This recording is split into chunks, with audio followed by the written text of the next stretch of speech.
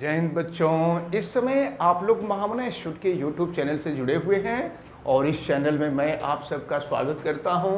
आज हम लोग class 9th mathematics Hindi medium NCERT book के चैप्टर 6 रेखाएं एवं कोण लाइंस एंड एंगल्स के प्रश्नावली 6.2 को शुरू करने जा रहे हैं और आज हम लोग क्वेश्चन नंबर 1 को देखने जा रहे हैं। आप सभी लोग बुक खोलें और क्वेश्चन नंबर 1 को देखें। आकृति 6.28, ये फिगर में जो आकृति दिखाई गई है ये आकृति 6.28 है। में यक्ष और वाई का मान ज्ञात कीजिए। देखिए फिगर में ये यक्ष दिया है, ये वाई दिया है। यक्ष और वाई का मान आपसे पूछा जा रहा है और फिर कहा जा रहा है कि दर्शाइए ए बी समांतर, ये समांतर का चिन्ह है, ए बी समांतर सी डी, ये हम लोगों को दर्शाना है। तो चलें जरा ध्यान पूर्वक देखें।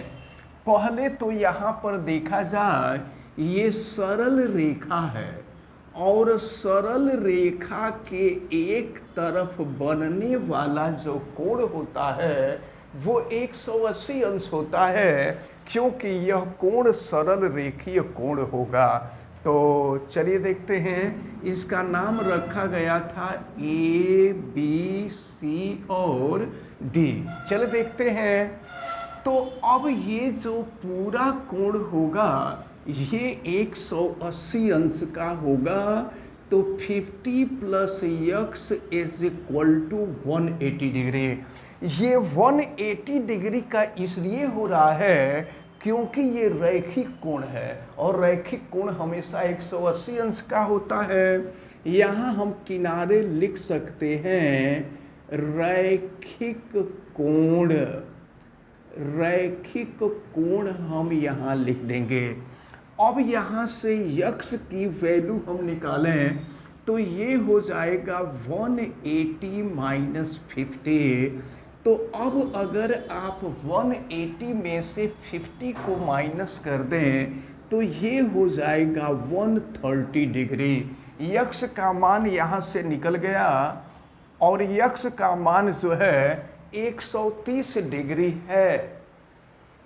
तो अब जो है यहाँ यक्स की वैल्यू आ गई 130 डिग्री। अब यहाँ हम देखें, ये पिछले वीडियो में हम लोगों ने देखा था कि ये कोण और ये कोण दोनों एकांतर कोण हैं और एकांतर कोण आपस में बराबर होते हैं। तो अब देखा जाए जो मान कोण यक्स का होगा वही मान कोण वाई का होगा और वाई का जो मान होगा वह 130 अंश होगा। एक बात मैं आपको बता दूं कि जब ये एकांतर कोण आपस में बराबर होते हैं ना, ध्यान दीजिए एक चीज और हम आपको बता दें, ये जो कोण है देखें यक्स का जो मान है वो 130 अंश निकला है। अगर हम इस कोण का भी मान ज्ञात करना चाहें तो जरा देखिए, इस कोण को अगर हम कुछ मान लेते हैं, चलिए इस कोण को हम z मान लेते हैं। तो अब जो है जरा इस कोण को देखें तो यह भी रैखिक कोण हो जाएगा और रैखिक कोण 180 अंश का होता है, यानी ये हो जाएगा 130 plus z is equal to 180 degree. तो अब z की जो वैल्यू होगी वो 180 माइनस 130 डिग्री, तो z की जो वैल्यू होगी वो 50 डिग्री होगी। ये 50 डिग्री हो गया। और जानते हैं आपसे कहा जा रहा है कि सिद्ध कर दीजिए कि AB और CD समांतर हैं। तो ये AB है और ये CD है।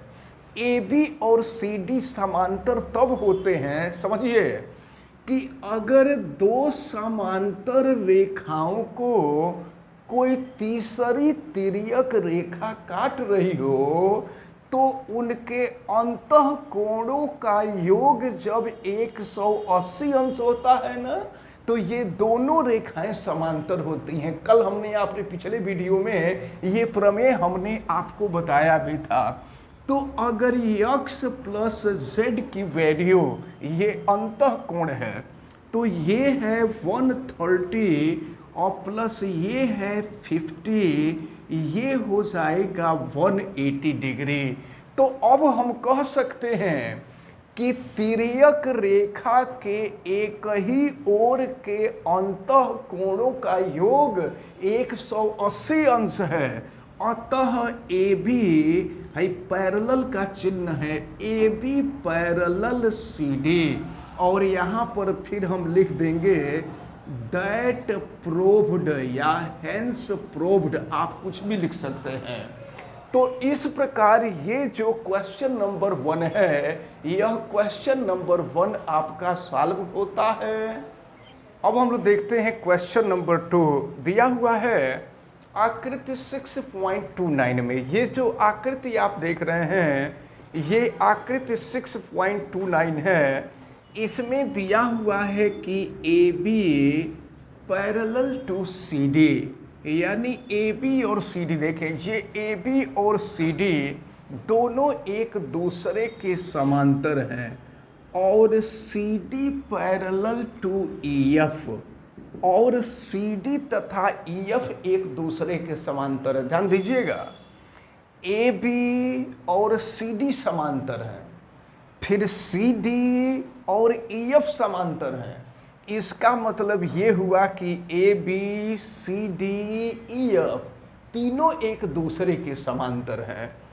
तो आपसे कहा जा रहा है और y रेशियो z, यानी y संबंधी z इज इक्वल टू 3 संबंधी 7। तो आपसे कहा जा रहा है कि कोण यक्स का मान ज्ञात कीजिए। कोण यक्स का मान आपको ज्ञात करना है। अच्छा, एक बात आप जरा ध्यान पूर्वक देखें, प्रश्न में दिया गया है कि ए बी और सी डी दोनों समांतर हैं।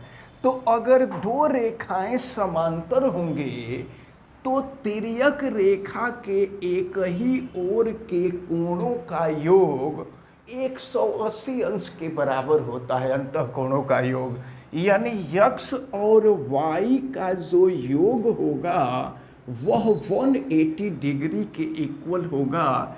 इसको हम इक्वेशन नंबर 1 मान लेते हैं। और ज़रा देखिए, अगर थोड़े समय के लिए हम इसको मिटा दें तो अब देखिए फिर क्या होगा।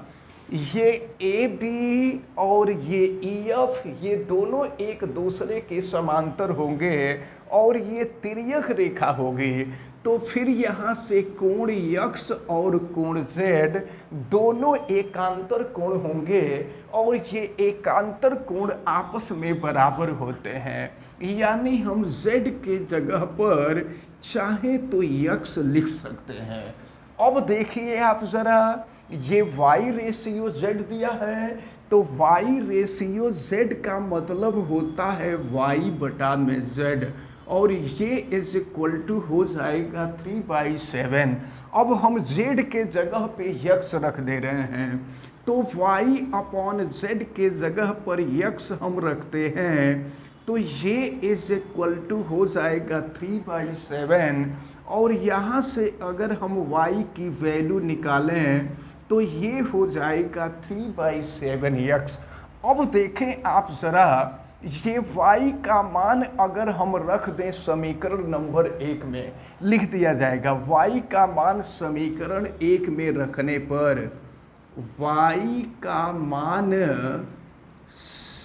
समीकरण 1 में रखने पर, समीकरण 1 में रखने पर, तो ये हो गया यक्स और प्लस y का मान है 3/7 x is equal to 180 degree. अब इसको सॉल्व करते हैं, ज़रा देखिए, 7 में यक्स का मल्टीप्लाई करेंगे तो 7 यक्स प्लस 3 यक्स, यहाँ देखिए 7 x plus 3 x by 7 is equal to हो जाएगा 180 डिग्री।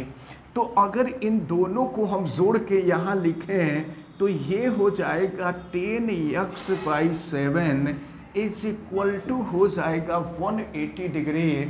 और यहाँ से यक्स की वैल्यू हम निकालें तो ये हो जाएगा 180 गुणे 7 और बटा में हो जाएगा 10। यहाँ 0 से 0 कैंसिल हो जाएगा। अब हो जाएगा आपका 18 इंटू 7। तो इस प्रकार जो है अगर 18 में 7 का गुणा करें तो 126 अंश हो जाएगा। आपसे प्रश्न में कोण यक्ष का ही मान पूछा जा रहा था, हमने कोण यक्ष का मान निकाल लिया। तो इस प्रकार ये क्वेश्चन नंबर 2 का आंसर रहा। तो इस प्रकार आज आपको क्वेश्चन नंबर 1 और क्वेश्चन नंबर 2 दोनों आपको अच्छी तरह से समझ में आए होंगे, ऐसा हमें उम्मीद है। आप सभी लोग वीडियो को लाइक ज़रूर कीजिएगा और अगर चैनल पे नए हैं तो चैनल को सब्सक्राइब भी कीजिएगा। आप बेल आइकन को भी प्रेस करें तथा उसको ऑल पे कर दें। अगर किसी प्रकार की कोई दिक्कत समझ में आती है तो कमेंट करके बतावें और वीडियो को मैक्सिमम स्टूडेंट तक शेयर भी करें। आप सभी लोगों का बहुत बहुत धन्यवाद। जय हिंद।